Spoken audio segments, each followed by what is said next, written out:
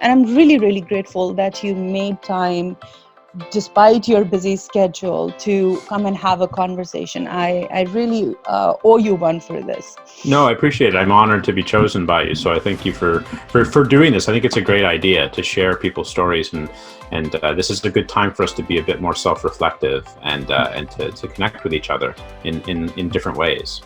Yeah, and instead of taking a more formal approach, I am looking at doing this in a rather, I would say, soft manner, where I'm talking to people about how they're feeling. I really want people to know how they could benefit from you.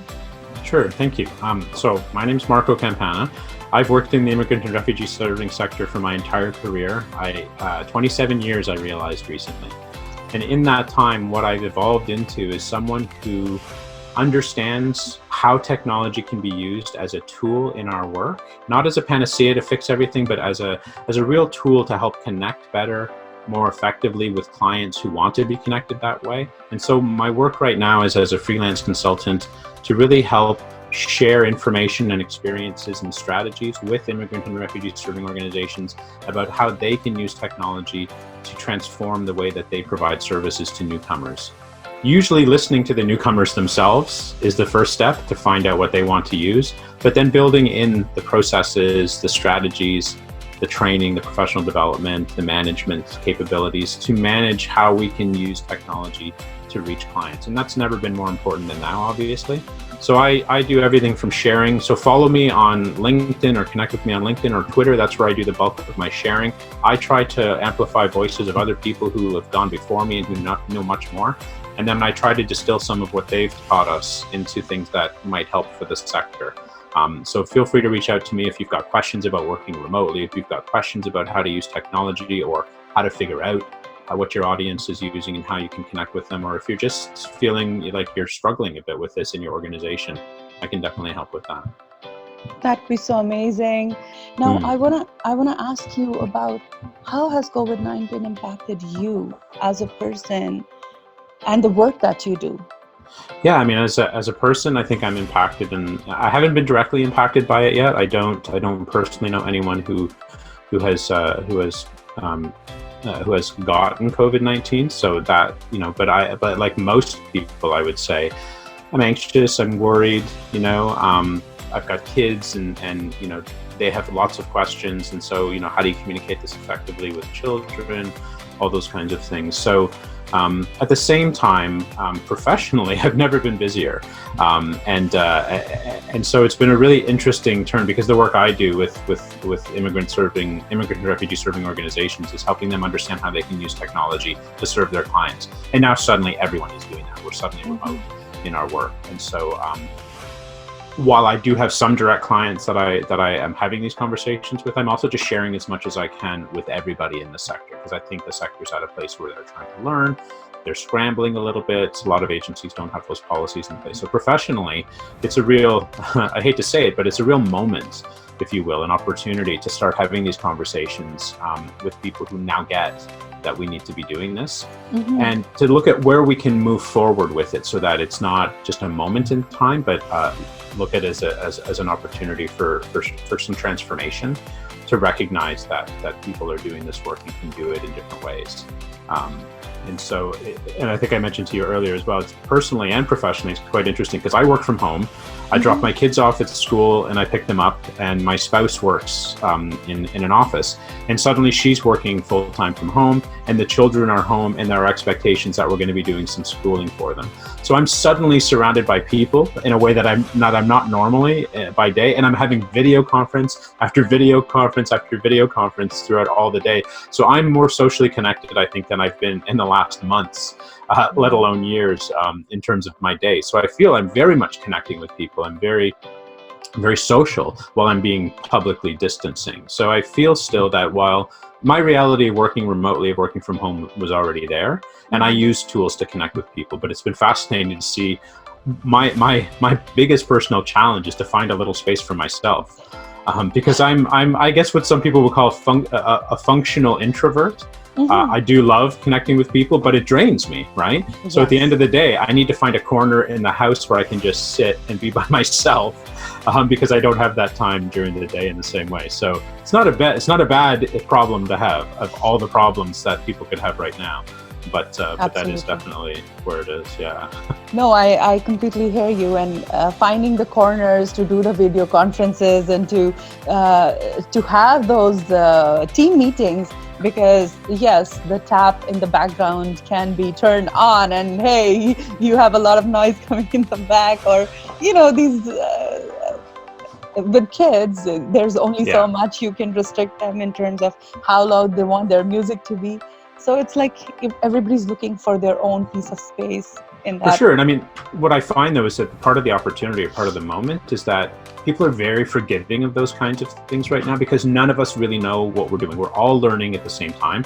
So, my kid has joined me on a bunch of video calls to say hi to the people I'm talking to. And everyone loves that, right? People's cats come across the in front of the screen. People's dogs are around. There's noise in the background. And I think we recognize that that's that right now, that's the reality of remote work, is that we are with our families, we are isolated. And so people are very forgiving. I've seen some articles about like, oh, make sure you dress up, make sure you find the quietest spot. Well, not everyone has a quiet spot in their apartment, let alone a house. So especially I think with nonprofit type folks who are in service delivery, they get that, and it humanizes the experience a bit more to have those, like the family members, a bit of the noise, and we're very forgiving. And I like to joke, the first couple of webinars that I attended about remote work, where people were sharing their expertise, had complete catastrophic technology fails. And I thought that was great, right? Because these are the experts showing us how to do this, and it didn't work initially. And I think that, pre-planned or not, it was a great lesson for people to take the weight off. This isn't going to be perfect when I do this with my team, my staff, my clients. We're going to have issues, we're going to have challenges, but let's have some space to be accepting of that in a way that we might not if this was just a regular day. So I'm finding that those moments are really useful to take some of the pressure off, and I think that's been really valuable, actually. I completely agree, because that's how we learn. That's how we evolve on the go. And to see senior executives and people who are considered influencers make faux pas or have normal issues while they're talking, it's so refreshing. It's like, okay, these are not superhuman. We look up to them, but they're not mistake proof. Things happen. It's life. That's how it needs to be. Which is amazing. So in terms of work, have you changed anything? Has there been a shift where you're trying to make sure that you stay calm or mindful of your own health and well-being while you're doing all this work? Yeah, definitely. I mean, I think for me, again, because my schedule has always been the more flexible one in the family. My wife is expected to be working full time right now, and she's managing a team. So she's going through this as well. She's managing a team remotely. So my day is broken up anyway, right? So there are times when my kids are able to do work on their own, but then they want to, there's an opportunity for them. Their parents are home, right? So let's spend some time together. So I've also we've both carved out spaces of time where we can break it up a bit more. What I'm finding is fascinating is that I'm actually busier, so it's a bit more of a struggle to find that balance. But my clients have always understood that that's been part of my work, is having kids around. So I do break up the time. I carve out spaces on my schedule where people can't make appointments with me that are for family time, for example, or if I need to help my son with spelling tests or whatever he wants to do in his schooling that day. So I think that balance is super important, and to literally carve it out in my calendar, so I know. And when I have a tool where I can send people to make appointments with me online, they know that that's a bucket of time where I'm not available. And I think that's really important to actually formally put that flexibility into the schedule, so that they don't need to know why I'm not available. They don't need to know why I'm not available. I'm just not available during that hour, and that's all that matters. So some structure for sure has been important. So having the structure, yet making time for yourself during the day to be able to do what you need to do, whether it's to step away for an errand or take care of your child or whatever have you. Yeah. I'm kind of wondering, what are your tips as of now with people who are transitioning into this digital environment and learning to innovate, whether it's industry leaders which could be nonprofits with big clienteles, or these are executives who are trying to work with their team. What would be your tips for them to be able to navigate this better? For sure. So there are a few. I mean, some in particular for client-facing service delivery is to talk to your frontline workers who are probably already using technology tools to serve your clients, because they have to, because clients are asking for it. Mm-hmm. And then to figure out how others can use those tools. So you have expertise within your organization already. These people are at home now, but you can tap into that. Because one of the issues that people I find get overwhelmed with is so many technology choices. So starting with the technology that your clients are using, starting with the technology that your staff are already using, and then seeing how you might be able to scale that up, and then introducing new technologies that make sense. So like Zoom is become incredibly popular right now, and is a very useful, stable tool. And I've used it, and I know people who use it. So if you're going to ramp up with any technology, any tool, is to become proficient in it. I think that's always really important. So preparation to do this work is important, has always been important, but it's probably more important now than ever before. So if your team is going to start using Zoom, experiment with it together, go into the back end and make sure the settings work for the way you want to use it. So, I mean, I don't know if you've seen some of the articles about Zoom bombing is the new phenomenon, where people come into a meeting and they upload files and they share screens and stuff like that. So all of that can be controlled in the background. So be aware of the pitfalls of some of these technologies, and then test and prepare and test again with your team, and perhaps even with a few clients, so that you feel comfortable when you're actually doing it for the first time. That's, you know, real kind of thing. And I think that's really important. Organizations. I want to hold on to that one point in particular, because I know I was exploring this for one of the virtual conferences that we are planning. And I was like, I would want to do it, but am I confident about it? Because yes, it's one thing to have a team meeting with 5 to 10 people. It is completely another ball game to have 100 people on the call, and where you have different rooms and a keynote going on, and you're sharing resources. So thank you for that point. It really makes a lot of sense to learn before you go into something like that. Yeah, and I think it's as more complex as it gets, like what you're describing, organizations need to realize this requires human resources still, right? Just because we're using technology doesn't mean that it all happens by itself, right? So the more complex you create like a virtual event with breakout rooms, with keynotes and things like that, the more people you literally need in the background to manage it, right? So you still have your administrative IT people in the background, but they may not be IT people. They may be, a social worker who just has figured out how to use this tool really well. And then there's the front-facing staff and things like that. So the infrastructure still requires human resources. And I think that's always been a really important point that gets missed with technology, the panacea that technology will replace everything. And the reality in human services is that's not the case. And the more complex tools you use, the more people you need to manage that. And I think that's important. Which kind of leads to the next piece, which is people are developing policies, protocols, and guidelines on the fly now. We weren't prepared for this in a lot of agencies. And so people are wondering, how do I set up for success? What are the especially with client service, how do I ensure client confidentiality, security? How do I know that this tool is a safe tool to use if I'm having a therapeutic counseling session with someone versus just sharing information like you and I are, for example, which doesn't have the same implications. So there's such an opportunity right now to learn, because so many people are sharing their experiences, and this is what really heartens me with some of these things. So many organizations, so many consultants, so many even the Zoom and other organizations that manage the software are giving you how-to information, and that's incredibly valuable. So take the time. So again, if you're going to use a tool, understand it, and then build policy about how to do it on the fly. You can do it on the fly because there's lots of good templates out there about remote work, about managing teams. So there's a huge learning opportunity right now that organizations feel, I think, burdened by, but there's lots of great stuff out there that you can retask for your own organization. So again, it goes back to, if you're going to use these tools well, you've got to have the infrastructure in place. And for a lot of organizations, you don't have to have rigid policies, but living documents that explain this is the tool we're all using. This is how we'll use WhatsApp with clients. This is what you need to know. Use WhatsApp for business. Don't use the regular WhatsApp, for example, for different reasons. Here's how we're using Zoom, and here's how you can access it. And here are some best practices of using Zoom. And here's what, if you're on Facebook with a client and they suddenly start to reveal personally identifiable information, your staff understand, okay, pause that, let's move it to a more secure online channel kind of thing. So it's really just thinking through how we're using technology and having the right policies and protocols and guidelines in place to help guide your staff, but also your managers through it. Good, which is a very valid point.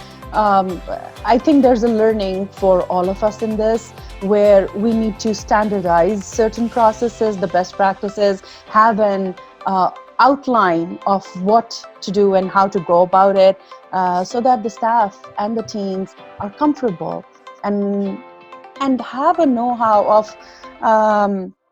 of being able to do it, but at the same time feel confident that they would not be flagged for what they're doing, because that becomes a big concern.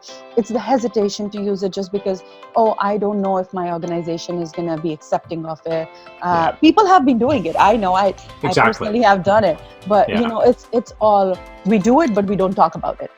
So this is a great opportunity to talk about it, right? And I think so having those conversations is really valuable. But I think also because of the unique situation we're in, is having the other conversations about how are you, right? Like talk to your staff, have staff talk to each other, because we are in this isn't just remote work, right? This is remote work in a pandemic where we're with our families and we're isolated.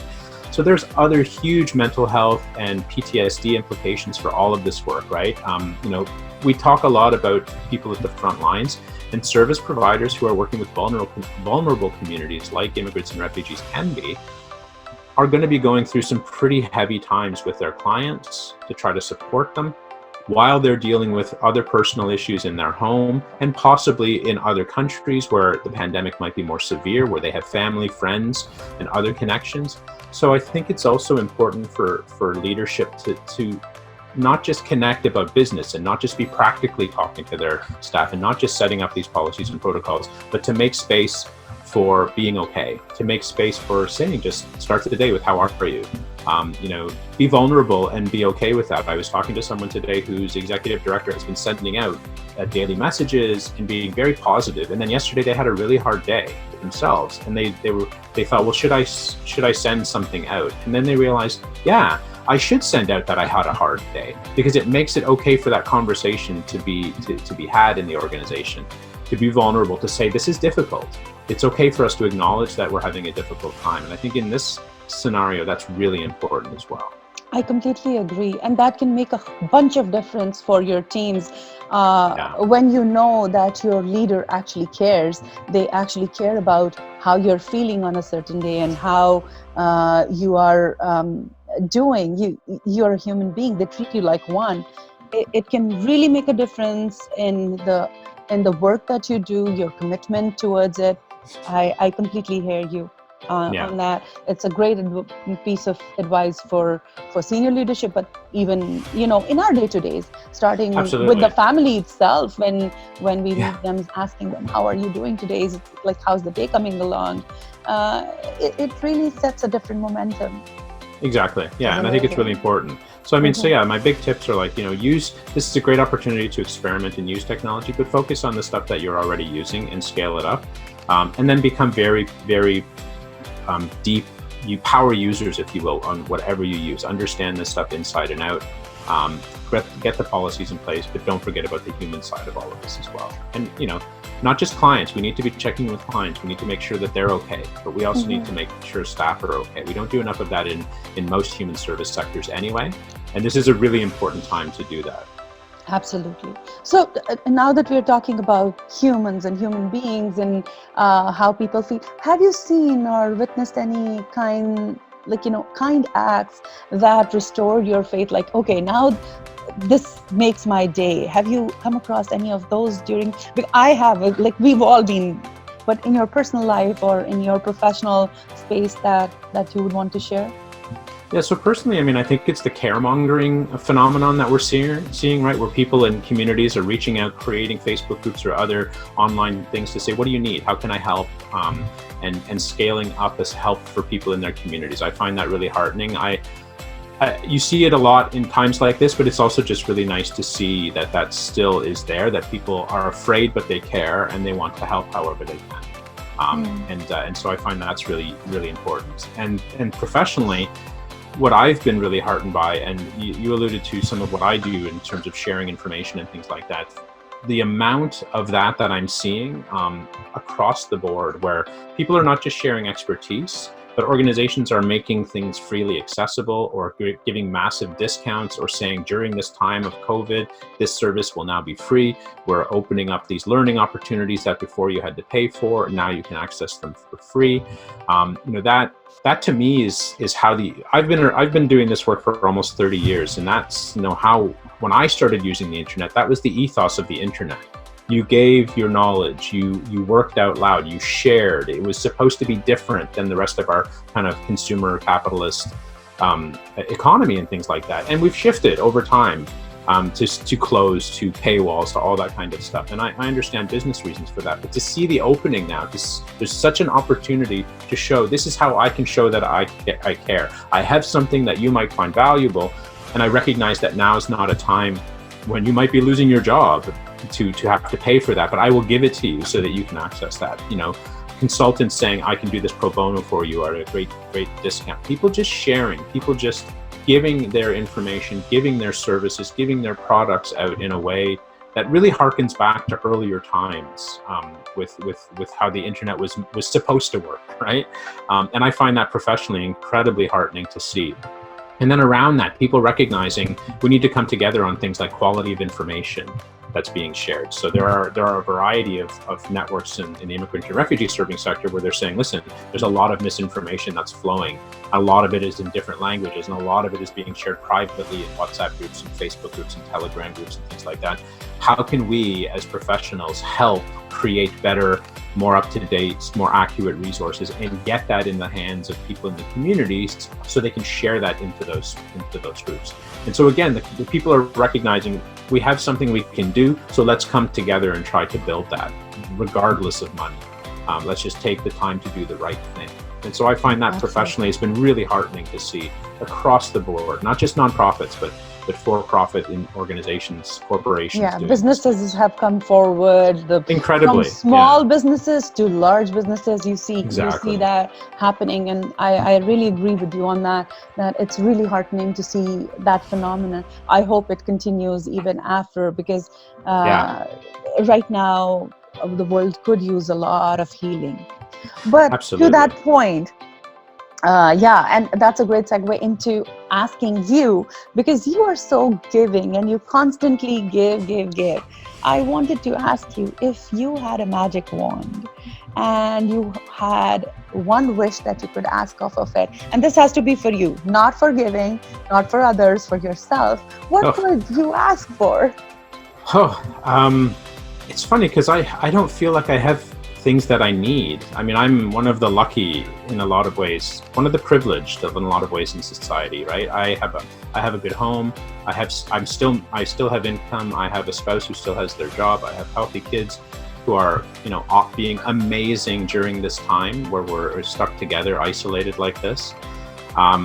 So I guess my wish would be other people could have the same privilege that I have on a daily basis. To experience this kind of life, so that we all could have that kind of joy and happiness in our own lives, as well as positivity, and experience the world in a way that is positive, in a way that isn't oppressive. Right? Mm-hmm. And I know that I've been lucky for a lot of reasons: the color of my skin, my gender, a lot of different things. And my wish is like the work we all do in our immigrant and refugee serving sector is the wish that we could just get ourselves to that point where we all experience the same kind of life. It's so refreshing to talk to you, Marco. Oh my God, the points you make. Honestly, I have goosebumps to have that realization and to be able to say it out loud. It's not, it really takes courage. So kudos to you for that. Sincerely, I really mean it from the bottom of my heart. Kudos to you for that. Okay, if let's think about a little bit about what would be a thing that you want to leave the people, the audience with, in terms of either a piece of advice or a giveaway that you'd want to share. The first is stay at home.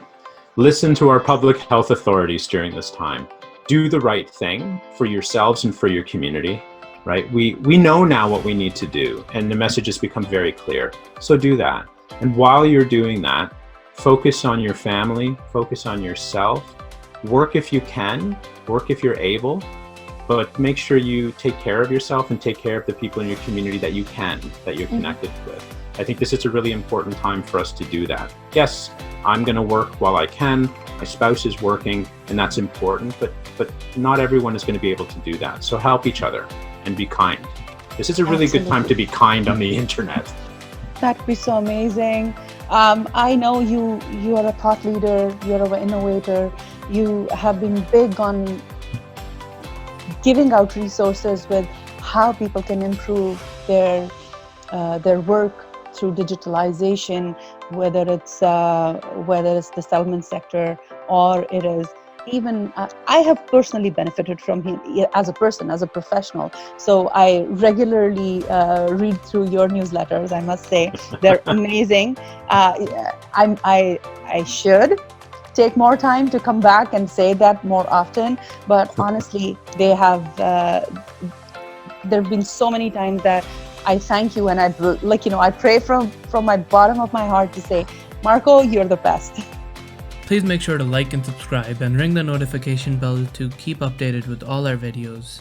Thank you.